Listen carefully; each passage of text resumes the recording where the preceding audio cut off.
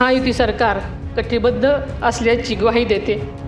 माननीय सभापती महोदय, आपल्या ग्रामीण मातीतून आलेल्या कवयित्री बहिणाबाई चौधरी यांनी स्त्रीच्या कष्ट, धैर्य आणि जिद्दीचे अत्यंत साध्या पण प्रभावी शब्दात वर्णन केले आहे।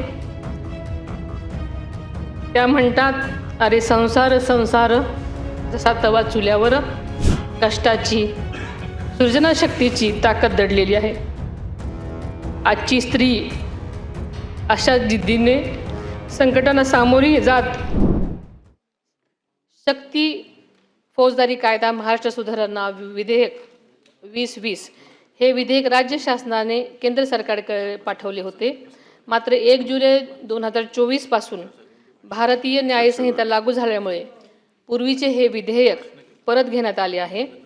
पोलीस महासंचालक यांच्या अध्यक्षतेखालील समितीच्या शिफारसीनुसार भारतीय न्यायसंहितेच्या अनुषंगाने आवश्यक राज्य सुधारणा करण्याबाबत प्रस्ताव विधी व न्याय विभागाकडे सादर करण्यात आलेला आहे। त्यावर शासन स्तरावर कारवाई सुरू आहे। महिलांच्या सुरक्षिततेसाठी हा कायदा लवकरच संमत व्हावा यासाठी राज्य शासन आग्रही आहे आणि याबाबत मी स्वतः माननीय मुख्यमंत्र्यांशी चर्चा करून विशेष प्रयत्न करेन। महिलांच्या सक्षमीकरणासाठी राज्य शासनाने महिला शासकीय कर्मचाऱ्यांसाठी महत्त्वाचे निर्णय घेतलेले आहेत। केंद्र शासनाच्या धर्तीवर 180 दिवसाची प्रसूती रजा मंजूर करण्यात आलेली आहे। प्रसूती रजेनंतर गरज भासल्यास कमाल 1 वर्षापर्यंत वैद्यकीय प्रमाणपत्राशिवाय देय अर्धवेतन रजा घेण्यासही परवानगी देण्यात आलेली आहे।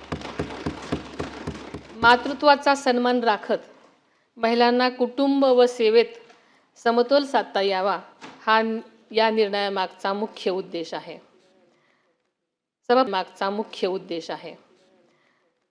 सभापती महोदय, सभागृहातील सन्मान्य सदस्यांनी केलेल्या सर्व सूचनांचा शासन सकारात्मक विचार करून महिलांच्या सक्षमीकरणासाठी आवश्यक त्या उपाययोजना करेल।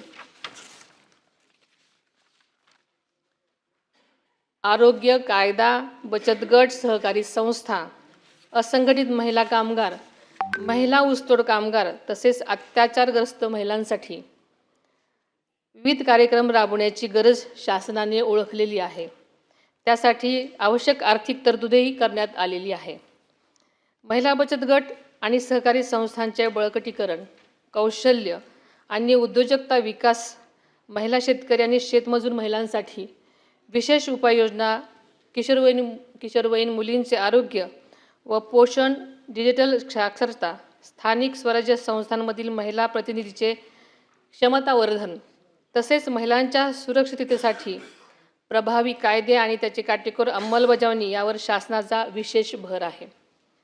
कौटुंबिक हिंसाचारग्रस्त महिलांचे पुनर्वसन, आशा आणि अंगणवाडी सेविका, आत्महत्याग्रस्त कुटुंबातील महिला आणि विविध क्षेत्रातील महिला कामगारांचे सक्षमीकरण करत महिलांच्या सर्वसमावेशक विकासासाठी महाराष्ट्र शासन कटिबद्ध आहे।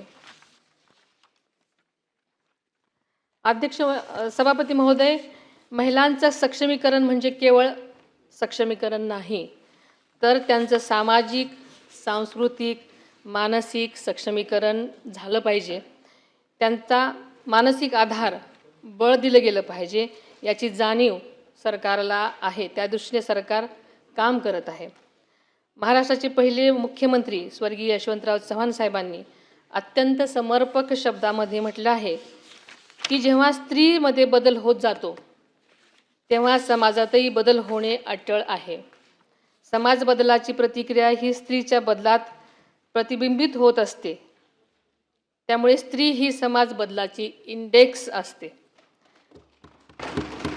आदरणीय चव्हाण साहेबांच्या विचारामध्ये समाज परिवर्तनाचं अत्यंत गहन तत्व दडलेलं आहे।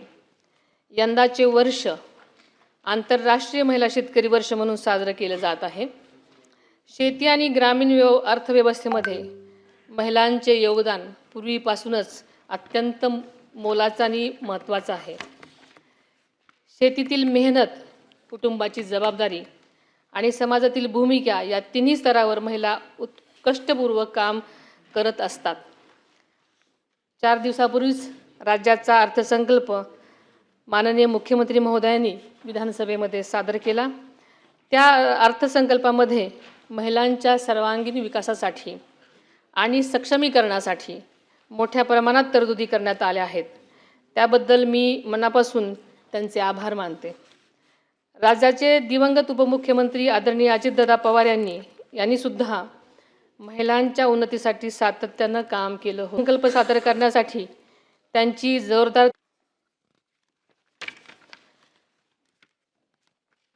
सभापती महोदय, शेवटी आंतरराष्ट्रीय महिला दिनाच्या निमित्तानं राज्यातील सर्व माता भगिनींसह त्यांच्या पाठीशी ठाम उभ्या राहणाऱ्या प्रत्येकाला मनापासून मी शुभेच्छा देते. महिलांच्या सक्षमीकरणासाठी महायुती सरकार कटिबद्ध असल्याची ग्वाही देते. माननीय सभापती महोदय, आपल्या ग्रामीण मातीतून आलेल्या कवयित्री बहिणाबाई चौधरी यांनी स्त्रीच्या कष्ट, धैर्य आणि जिद्दीचे अत्यंत साध्या पण प्रभावी शब्दात वर्णन केले आहे.